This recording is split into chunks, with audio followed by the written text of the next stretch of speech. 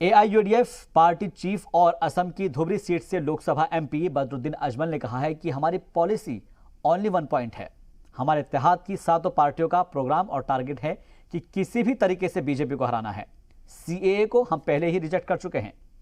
जी media नुमाइंदे शरीफुद्दीन से उन्होंने खास बातचीत की। मैं अभी उपस्थित हूँ एआईयूडीएफ के सुप्रीमो बदरुद्दीन अजमल साहब के पास। पहले तो जानकारी लेना चाहता हूँ कि इस बार विधानसभा चुनाव होने वाले हैं, तो चुनाव में आप लोग की रणनीति क्या रहेगी?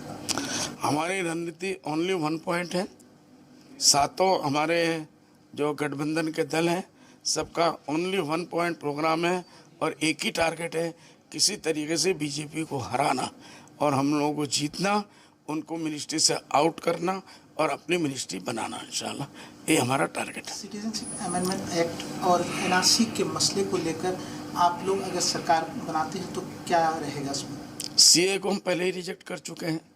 आसामी लोगों ने नहीं माना, हम जगह नहीं। सेंट्रल गवर्नमेंट उसको थोपना चाहती है।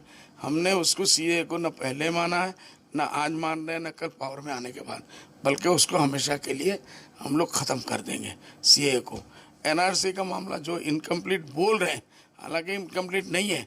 उस दिन रंजन गोगोई साहब ने, एक चीफ मिनिस्टर सुप्रीम कोर्ट के हमारे चीफ जस्टिस ने क्या बोला कि मैंने जो बनाया वो बहुत ही अच्छा बनाया, बहुत सही बना, परफेक्ट बना।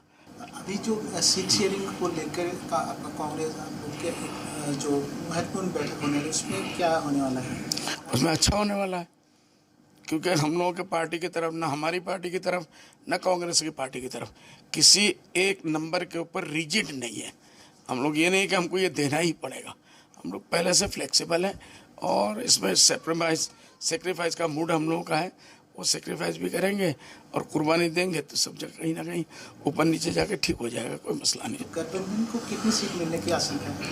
मैं कितना तो नहीं बोलूँगा, लेकिन इतने सीटें मिल जाएगी कि हम गद्दी पर बैठ सकें इंशाल्लाह, इसकी पूरी उम्मीद है। मैं गुवाहाटी से शरीफुद्दीन अहमद, जी मीडिया।